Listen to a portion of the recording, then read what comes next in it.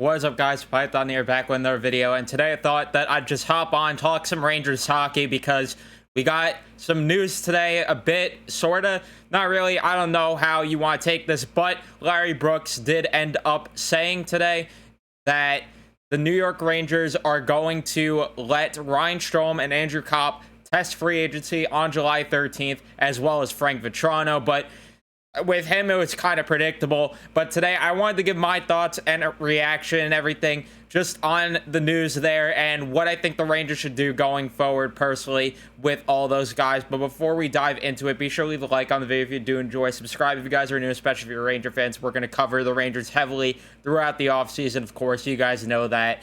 And turn the notifications on so you know when I upload. And I'm sorry that I sound the way I do. Still getting over the wisdom teeth here. Got a bruise here that looks pretty bad, I know. Don't clown me in the comments for it, but I'm going to be messing up a lot when I talk, so please don't mind that. We're just going to go through this one take because that's just the way that I roll here either way. But yeah, Larry Brooks ended up, I don't know if it was in an article or not, but all I saw was via Ranger fan pages because Larry Brooks, of course, blocked me on Twitter, if you didn't know that, and I'm proud of it too. But the New York Rangers, like I said, going to let Ryan Strome and Andrew Copp test free agency, and there's already Ranger fans panicking. Chris Drury, what are you doing? Here we go. Another idiotic offseason from Chris Drury.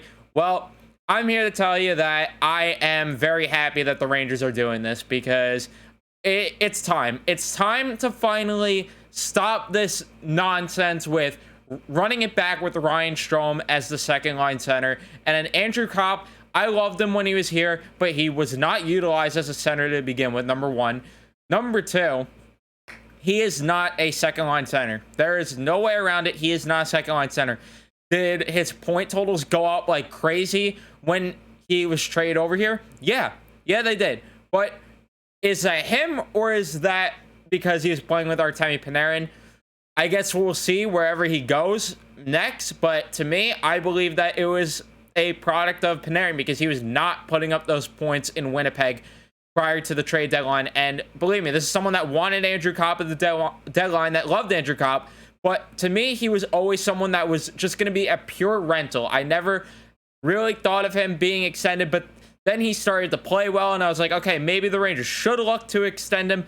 But with the cap situation that the Rangers are in, I don't think that it is beneficial for both parties to go forward with each other. I just don't think it makes sense for the Rangers to bring Andrew Copp back, because to me, I always envisioned him being a third line center here, and I don't think that paying Andrew Copp about $5 million to either play on the right side of Panarin and whoever as the center, or for him to be the third line center, is the best move for the Rangers and for Andrew Copp. For Andrew Copp, I think it's more beneficial for him to go get the bag somewhere and be that second line center that he probably could be, maybe.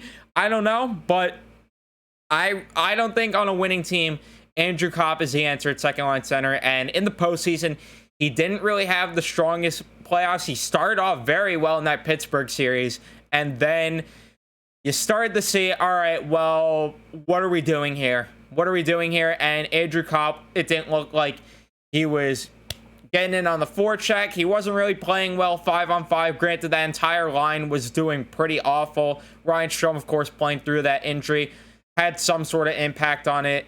But Ryan Strome, in my opinion, either way, needs to go, which I guess we'll kind of segue there.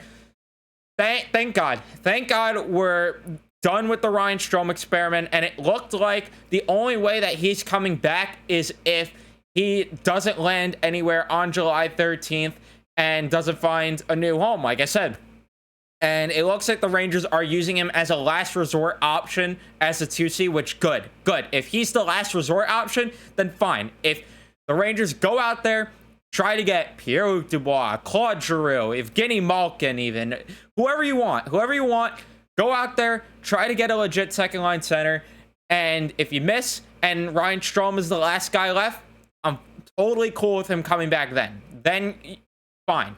But if he's coming back here and the Rangers didn't even try to get any of those other options, then we got some problems, because Ryan Strome how do I put this in a nice way?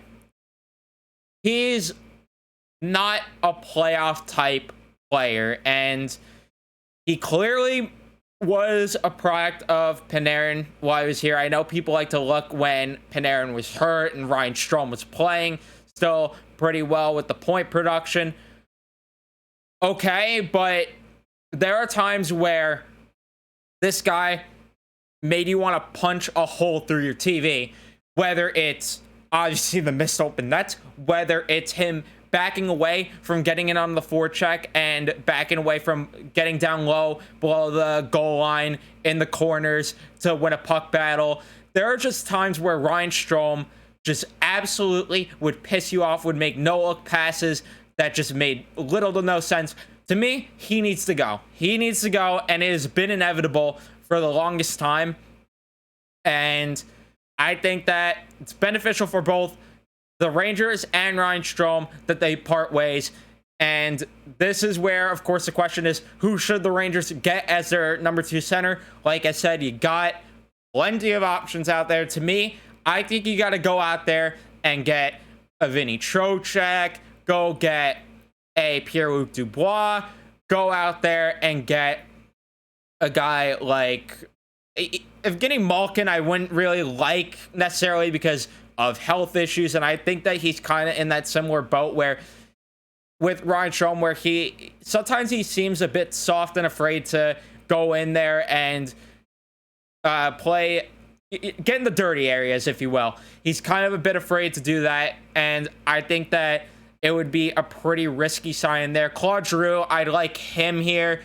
Mark Scheifele, there are character questions with him, so I don't know how I'd feel about that. And then you have JT Miller reunion. I don't know how that would go. He's broke out to a superstar, but is he going to have those bad habits that he had in New York again if he comes back here? That remains to be seen, of course, but that is, of course, a concern there. To me, the Rangers got to go out there and get a legit second-line center, and it seems like from that same report from Larry Brooks, at least from what I saw from that Ranger fan page, I forgot who it was. Otherwise, I'd shout them out. So sorry. I think it was NYR only or something. I'm not sure. I'm sorry. But it seemed like the Rangers are going to be more inclined to go down the trade route for a second line center. And if that's the case, to me, that points to Pierre-Luc Dubois being the guy. And that is someone that I really think that the Rangers should go down the route of if they're going to go free agency. I'd love Nazem Kadri, but will they do it? I don't know. But we'll have to wait and see. We'll have to wait and see what the Rangers do here. But to me, it's clear as day that this is a step in the right direction. And I think that anyone that's freaking out about this, it's total nonsense. These are the same people that were freaking out last offseason when Barclay Goodrow got the contract that he did. Well, now look at him. You love him. You love the work that he did in the playoffs. You were also freaking out. You were freaking out all of last offseason with all the moves that he made. And what do the Rangers do? They go and make an Eastern Conference Finals appearance. I think it's complete nonsense. All the overreaction from some of the fans here on Twitter already. And it's going to be a fun, long summer. I can't wait for Drury to get clowned again and for him to prove everyone wrong, like I said in that Twitter thread earlier, because it's going to be absolutely hilarious seeing everyone think that Drury's an idiot and doesn't know what he's doing, only for the Rangers to go out there and prove everybody wrong again. I personally think, like I said, that this is the right move. Who do you guys want as a second line center? You let me know in the comment section. I made a whole video if you want to see me break down guys that the Rangers could bring in as a second line center or promote from within even. You could check that video out. But to me, I think, like I said, they got to do it because you just look at every team that wins a Stanley Cup. They have a strong 1-2 down the middle. I can't stress enough how important it is. And we saw it in the playoffs this year that the 1-2 down the middle wasn't good enough. And I had people in the comments defending Ryan Strome in my last video about Pierre-Luc Dubois. Sure, if you want Ryan Strome back, that's up to you. But I got breaking news to you. This team is not winning a cup with Ryan Strome as your second line center. Sorry. It's just not going to happen unless you go out there and make a move at the trade deadline for an elite superstar winger, and you go out and maybe get an Alex DeBrincat, maybe then you have a chance. But even then, I don't see it, and I don't think it makes sense. Ryan Strome, again, his point totals have been boosted from Panarin, and it's clear as day, and he's just not a playoff performer. You need guys that are going to win those important 16 games at the end of the season, and I think Chris Drury and company understand that.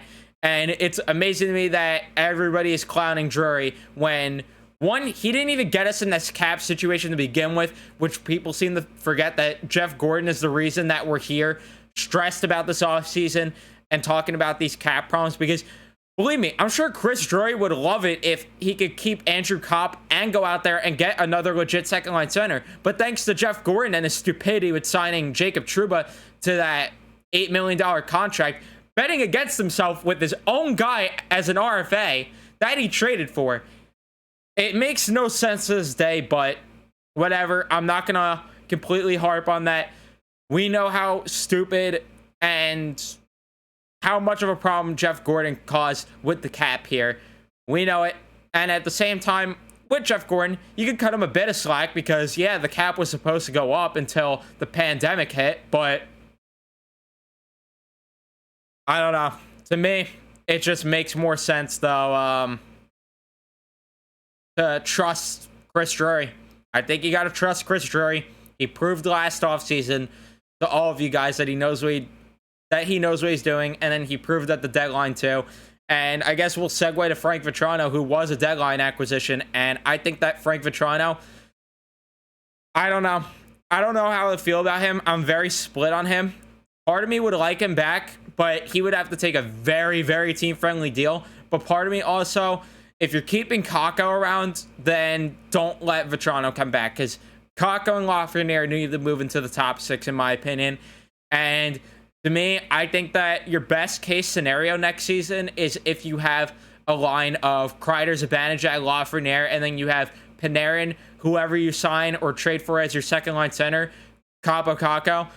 Unless Kakko is moved in a deal, then maybe another scenario that I would like, if Vatrano is willing to take a discount, I would really like a scenario also where you have Kreider, Zibanejad, Vatrano, and then you have, let's say it's Pierre-Luc Dubois, Panarin, Dubois, Lafreniere as your second line. I think that would be a very great top 6, and then you revamp the bottom 6 a bit.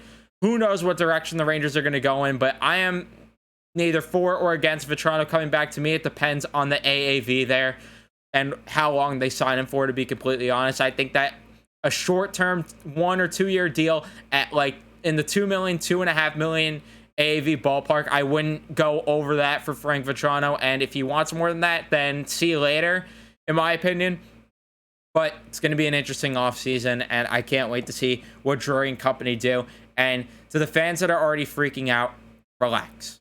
Relax, because remember that you were freaking out last offseason when the Rangers did what they did, and you were worried then. Relax and trust the process, because good GMs find their way through the salary cap. If I'm wrong, I'll be the first to admit it.